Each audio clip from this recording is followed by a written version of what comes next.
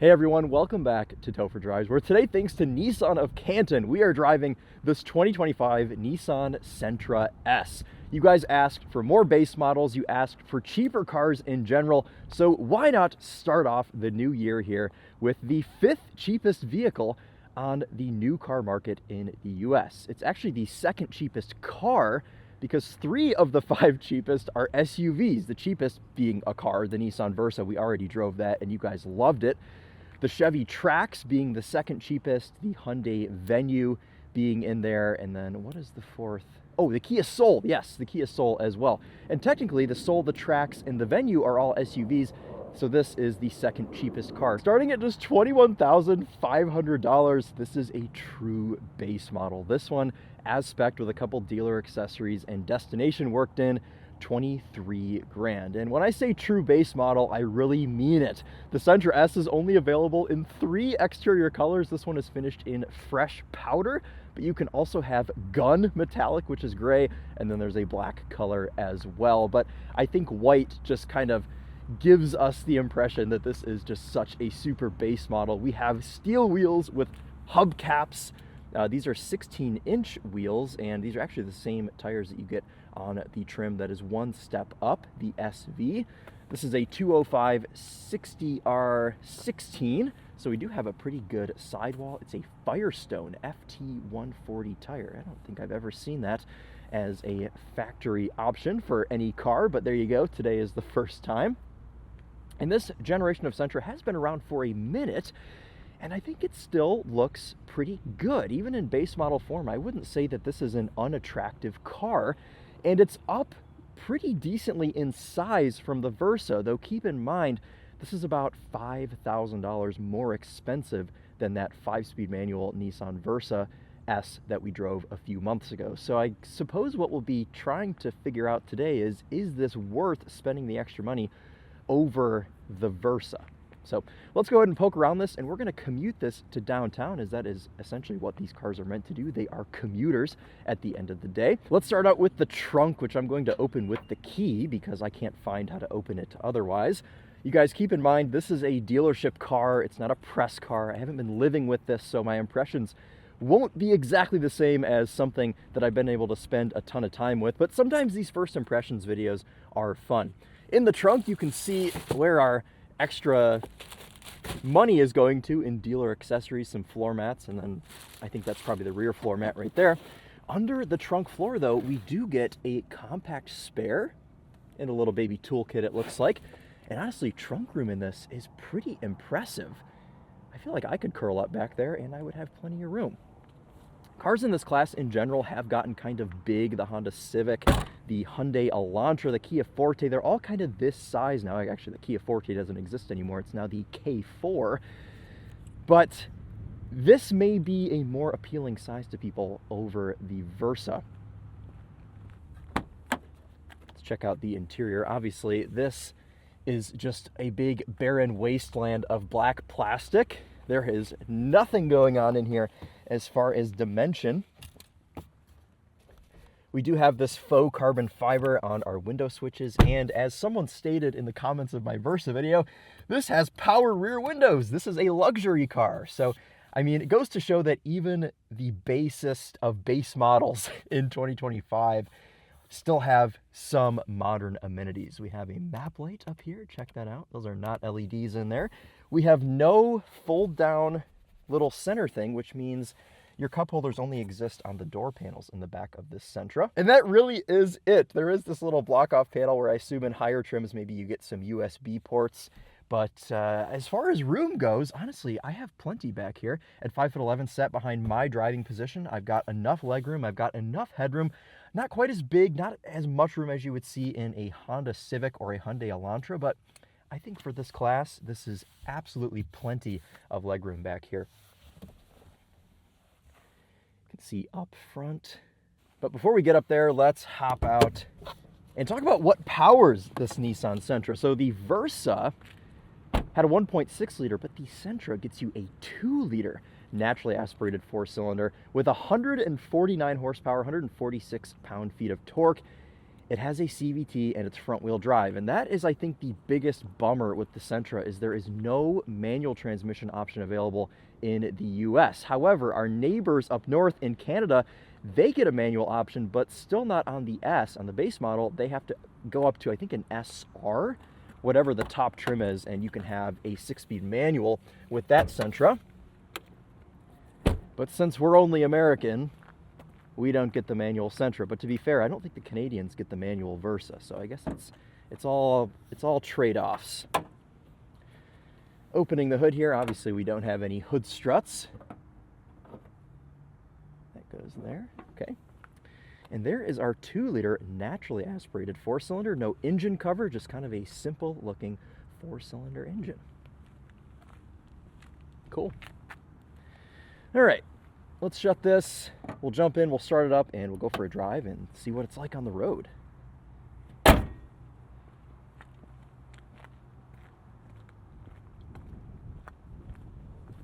Plastic door handles, or black plastic, unpainted, I should say. Up front, we do actually have some stitching here. On this door panel, we have a bit of leather where you rest your elbow. We'll have to see how comfy that is once we're on the highway. These are some of the cheapest looking cloth seats I have ever seen, but they are very soft. They feel really nice. I don't know how these will hold up over time, and if you are a Nissan Sentra owner, maybe you can chime in the comments. Urethane steering wheel, no leather wrapping on the S model. But we do have a push button start, so let's go ahead and fire it up.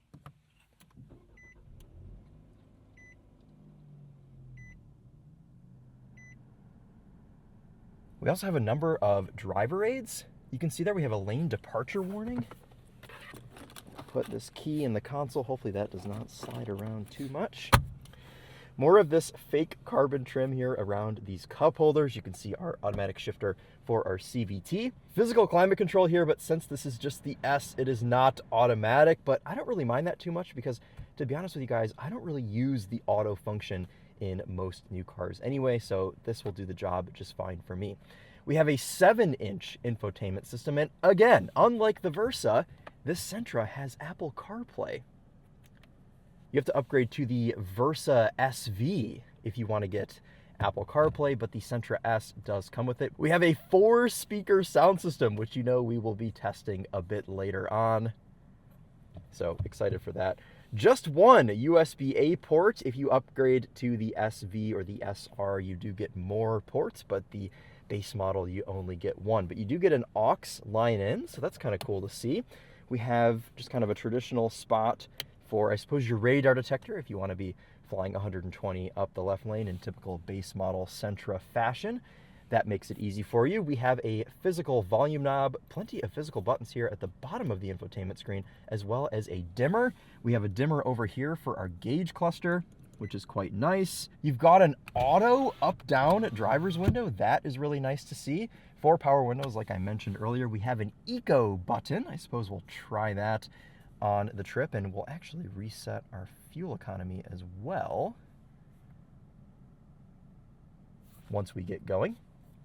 These 3 central vents here remind me of an old Audi A3. In fact, they may still have this design in those. And honestly, the entire ethos of this car is somewhat knockoff Audi A3, so these are definitely fitting. Okay, let's get our seatbelt on. Let's take this Nissan Sentra S out on the road, commute it to downtown, and see what it's like to drive.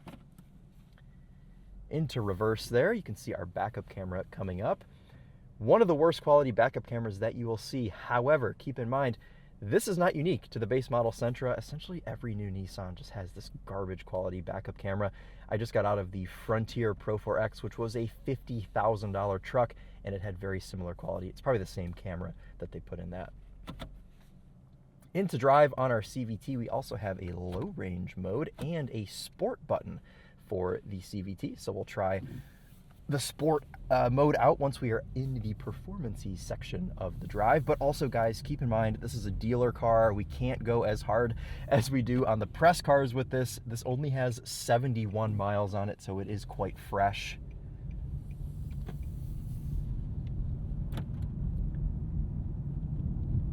Super light steering, and honestly, pretty progressive throttle inputs. Easy to take off, nice and slow. I mean, Nissan really should have this whole CVT thing figured out at this point.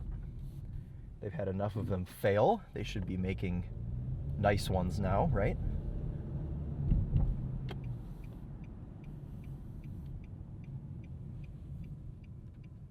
Brakes feel nice. Even though this is a polyurethane steering wheel, which I hate, it does actually feel pretty decent in the hands. I like the design of it. I like the flat bottom.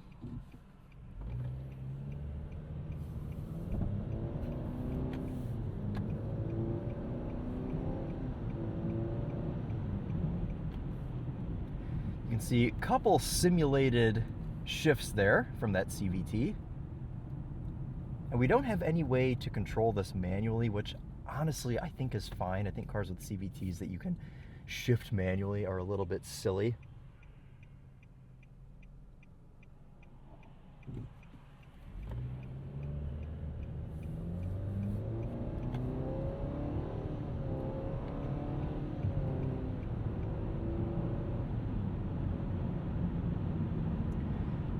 Gets up to speed just fine with all that 146 pound-feet of torque. This car is still pretty light. It's around 3,000 pounds. So, I mean, you really don't need all that much power to get it going.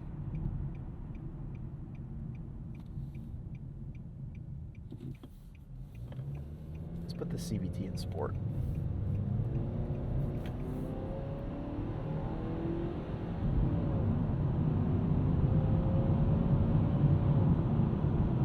Looks like that's just going to hold our RPMs up a little bit higher for a little bit longer.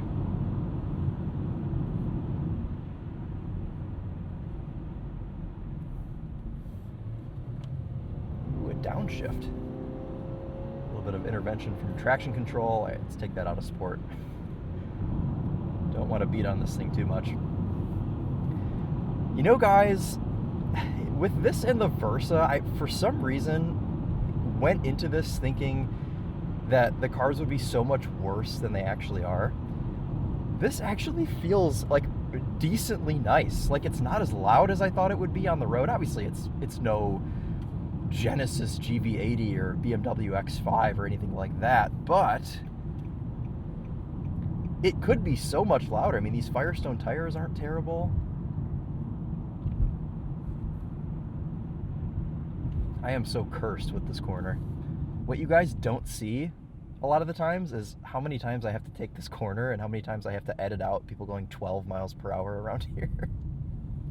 I like that we get an analog gauge cluster here in this Sentra. Just a tiny little baby digital readout there in the middle. You can see our fuel economy up to 20 since I reset it when we were pulling out of the complex. This Sentra is rated at 34 miles to the gallon combined, so quite an efficient little thing.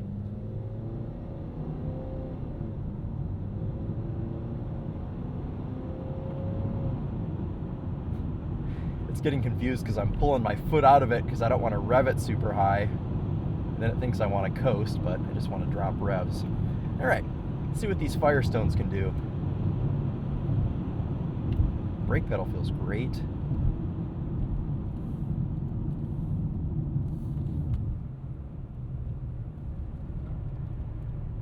Nice. Yeah, no, that feels really good. Traction control intervening there a little bit. Steering feel is okay. It's pretty light overall. Ooh, the lane departure warning does not like that. Slight amount of body roll, but man, the ride on this is actually quite nice. We may have to go in and turn that off. Menu.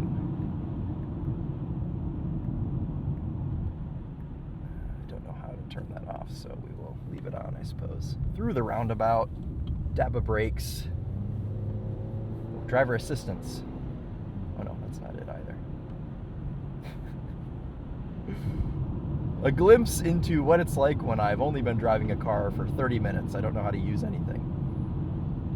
Sometimes it's better that way. Just raw first impressions. Okay, let's get onto a quieter section of road. Let's get this on the highway and see what it's like as a commuter. I'll tell you what, it's easy to kind of hustle this thing around with it being a bit of a smaller size.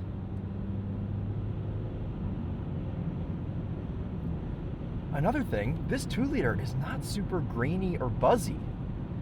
The one advantage of the CVT is that it can stay revved low more often, and you really don't even hear this 2-liter at all.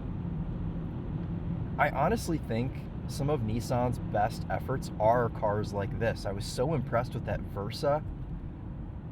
I'm impressed with this just in the first 15 minutes of driving it for how decent it feels for 23 grand.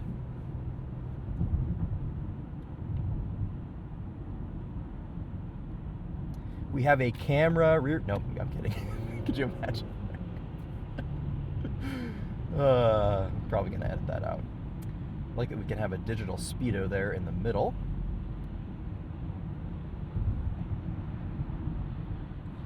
Don't ever love braking while merging. We've got a bit of a blind spot in this Sentra because this has the Monroney label still on the rear window.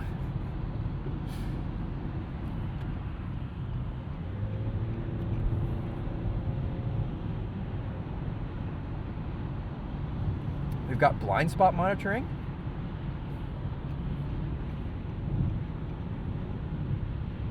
Guys, honestly, truthfully, this is way quieter at highway speeds than I thought it would be. I mean, listen.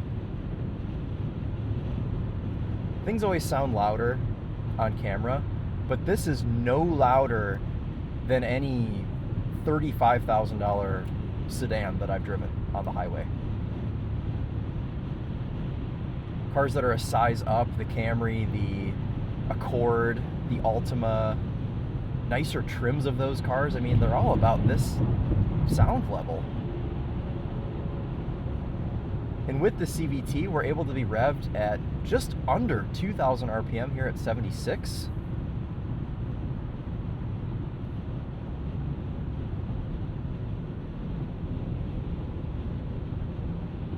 I feel like this might need an alignment already, even though it's got 78 miles on it. Oh my. Okay. For your $21,500 starting price, you do get cruise control. Set. There we go. This is not adaptive cruise control, but I mean, old base model cars 10, 15 years ago didn't have cruise control or power windows. Ooh, good Nissan moment for us there. Passing one of the founding fathers. Anyway though, I like how this is controlled. Simple stack of buttons on the right-hand side of the steering wheel. Very easy to figure out. And that's another thing that I just love so much about cheap cars and base model cars is all of the physical buttons. It's funny that manufacturers can introduce cost cutting for vehicles that are like $60,000, $70,000 that a screen controls everything, yet you get in this $23,000 Nissan Sentra and it's all buttons. There's actually some dimension up here to this. Apart from it all being one solid color, obviously we'll gloss over that, but there are things going on here. There's panels, there's buttons, there's knobs.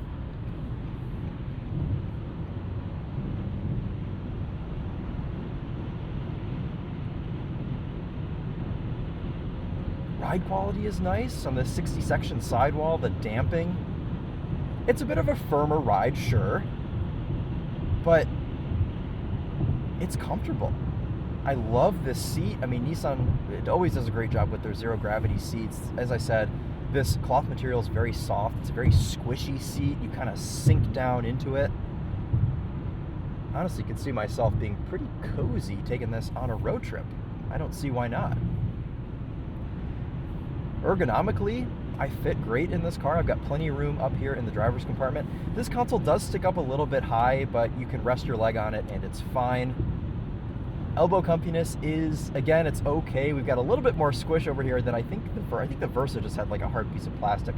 But as I showed you in the beginning, we have actually a stitched piece of fabric over here on the left, or a piece of fake leather. Center console, squishy enough. I mean, obviously, these aren't the squishiest surfaces for elbows, but they do the trick.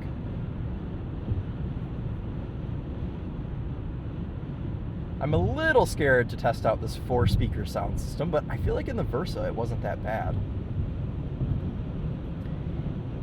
If you opt for an SV or an SR, you can option on a 6-speaker Bose, which is actually a pretty decent system. The Topher and I drove an SR, I think it was a midnight edition, is that right? It was whatever the top trim Sentra is. We drove that a couple years ago. And I remember that car being pretty nice. That was before I was filming much for Topher drives, so we didn't get a standalone video on that.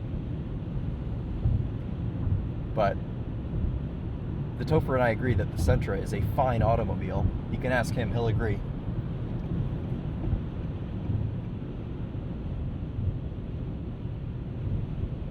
Okay, why don't we test out this 4-speaker sound system?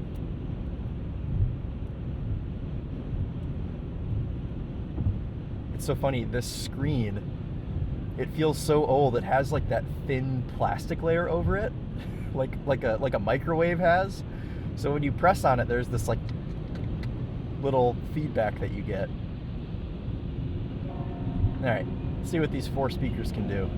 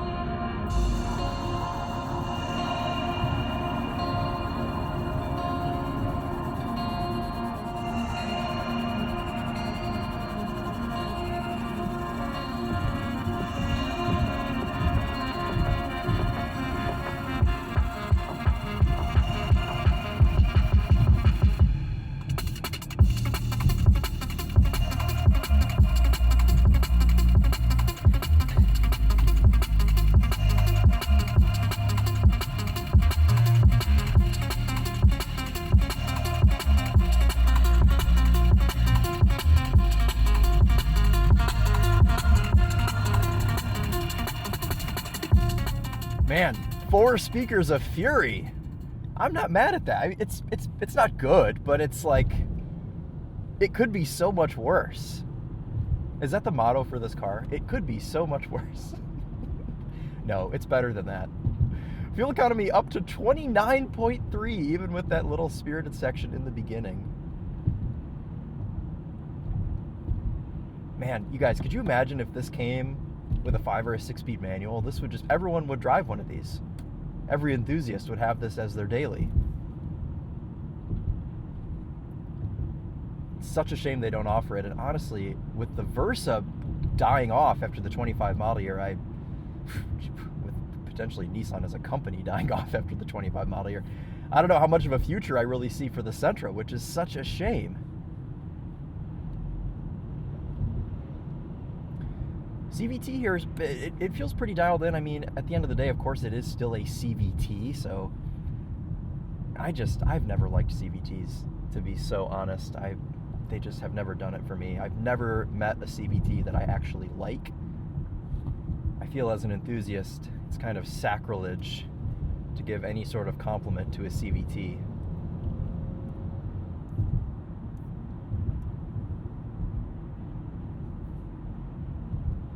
Since this has Apple CarPlay, you can have navigation in your $23,000 Nissan Sentra.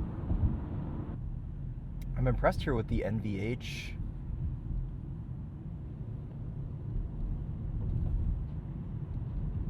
They're really not making a whole lot of noise. Nothing's rattling in this interior. Granted, this car is brand new. It's got 85 miles on it. But you'd be surprised. You know, some of these cars that we drive that are brand new that just have a plethora of interior rattles. Geez, guys, I don't know that I have anything bad to say about this car. The only bad thing I will say pertains to the S model. I just think that the value's not here. Because if you go up to an SV, which is like $700 more, it's not going to make any difference. It's going to make like $10 a difference on your monthly payment. you get an 8-inch screen. So it's a completely different infotainment screen. I don't know why they even bother making a smaller screen for the base model, but you get a bigger screen, you get aluminum wheels, you get the option to option a Bose 6-speaker sound system. You can get leather seats, you can get power seats, all of those things aren't standard, but I think the $700 is worth just getting the aluminum wheels and the bigger screen alone. I mean, I would say that that's worth it. But if you're someone that genuinely doesn't care, you simply want means of transportation, the Sentra S is here for you at just over 22 grand after destination.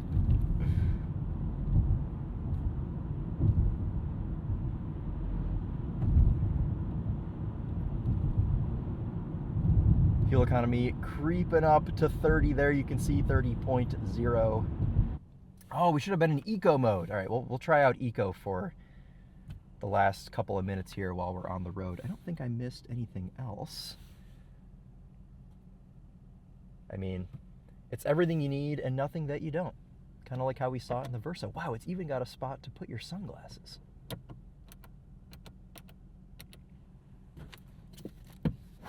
Oh, sliding sun visors with mirrors? This is truly a luxurious automobile. Somehow the fuel economy has gone up with us sitting here idling. That seems wrong. Perhaps it's on a bit of a delay. Let's just run this around the block real quick, and we'll wrap up our thoughts on this Nissan Sentra S. Again, as I said earlier on the highway, just a nice surprise. A nice, just what feels to be a well-built $20-ish thousand economy car. This is something that I never really get to experience in the world of press cars. They don't put things like this in the press fleet. And cars like this in general are dying because everybody drives an SUV these days, even if they don't need one. And I always remember there was a line from Top Gear, Jeremy Clarkson, way back in the day when they were trying to understand why does everyone have SUVs? And their logic was, well, if you see one coming the other way at you on the road, you probably want to be in something the same size if you were to crash. But I think it's just like an overconsumption issue here that we have in America. People always wanting more than they actually need when it comes to cars. This car is very much not like that. It's only the necessities, just enough room. And I think this is a nice solution, honestly. If you want the Versa, you want just a little bit more room, but I don't know that the price is really super justified with this being like $5 grand more expensive than the Versa. I suppose if it was any closer in price, then absolutely nobody would buy the Versa.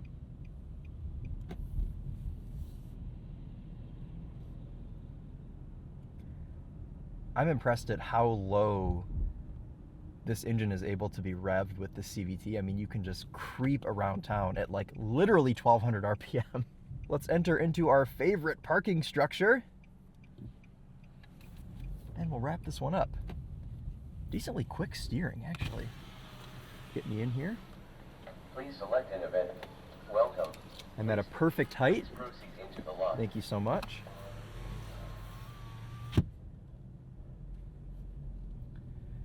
Dynamically, I'm pretty happy with this car. I think it offers just a little bit more driving pleasure than you would get in a similar Toyota. I think I've got a little bit more feel through the steering. This Sentra S or an SV, or honestly any trim Sentra with a 6-speed manual, would be genuinely a really fun daily driver to have. I don't know that I can, in good faith, recommend you go and get a Sentra S. I would still recommend you go for the Versa because you can get a 5-speed manual. And just to be so real, these Nissan CVTs, they just fail way too often. So if you're buying one of these, buy it brand new, have it for its 3-year, 36,000 mile bumper to bumper warranty, and then get something else. Replace it with a new one or get something else, because it's just simply not worth the risk to own one of these long term. And I haven't owned one, so I'm going off of what I've seen, what I've heard, and I've heard so many horror stories with these CVT Nissans. Should we hear what it sounds like in here? Yep. Sounds like a pencil sharpener. Okay, let's get this back out into the light. Why not wrap it up right here? We'll stick it in a parking spot and show you guys sizing.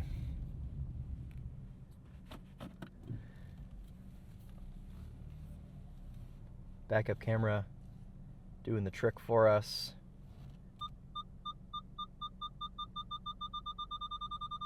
And parking sensors?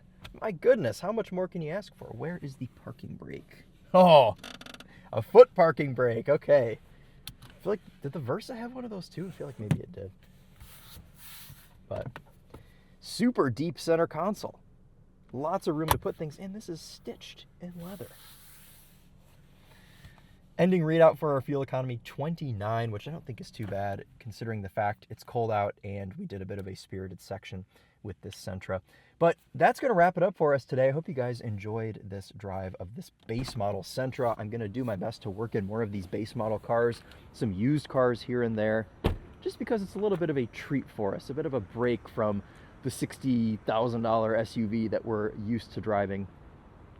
But I love this simple means of transportation. I mean, contrary to popular belief, and I guess it's not really popular belief anymore because you guys all saw me be excited about that Nissan Versa, but I really love cheap cars like this. So would love to drive more. Unfortunately, the Mitsubishi Mirage went out of production for the 25 model year, so if I drive one of those, I'm going to have to find a used one, but that's okay. Someday we will find one. But let me know in the comments what you think of this Sentra. Do you think it's good value? Do you think it's worth the extra $5,000-ish over a Versa, or would you go for the 5-speed Versa S? I know what I would choose, but it's been nice driving this today, and thank you again to my buddy Matthew over at Nissan of Canton. That'll wrap it up for us today. Thank you guys all so much for watching, and we will see you in the next one.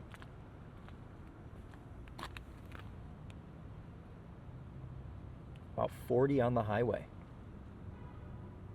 Cool. All right. See you guys next time. Take care.